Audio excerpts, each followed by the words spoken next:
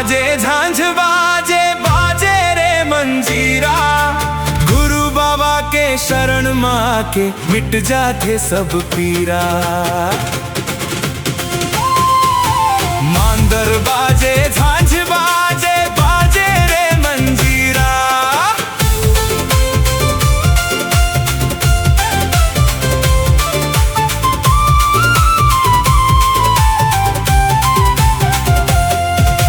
मन में आनंद छा जाते, रोम रोम हर्षाते। गिरोधपुरी धाम में बाबा सत्य के ज्योत जगाते, सत्य अहिंसा के रद्दा में चलब संगी मिलके, गुरु बाबा के शरण में के मिट जाते सब पीरा।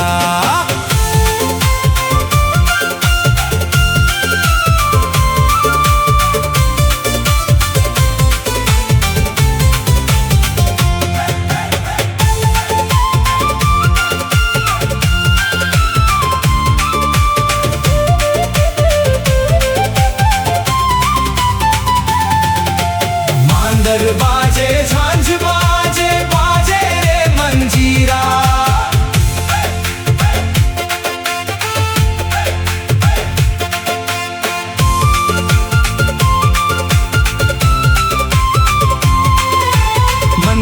मन खे एक समान बाबा के अमर बानी।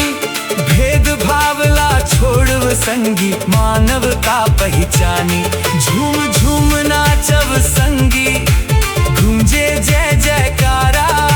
गुरु बाबा के शरण माँ के मिट जाते सब पीरा।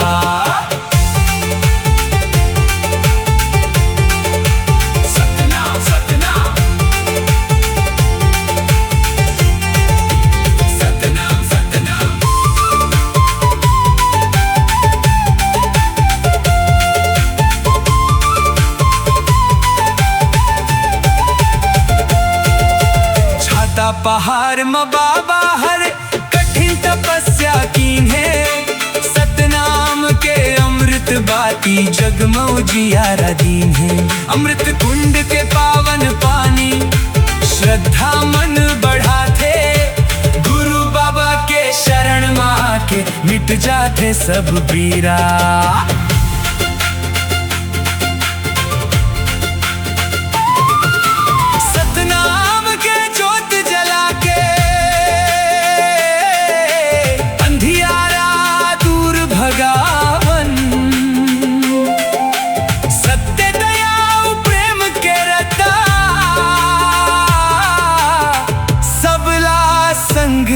चलावन सतनाम के श्वेत ध्वजा गगन में लहराते, देख देख भक्त मन के हृदय आनंद पाते।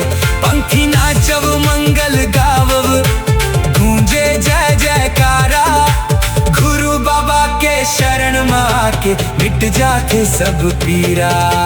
मांदर बाजे झांझ बाजे बाजे रे मंजीरा, गुरु बाबा के शरण माँ के मिट जाते सब पीरा।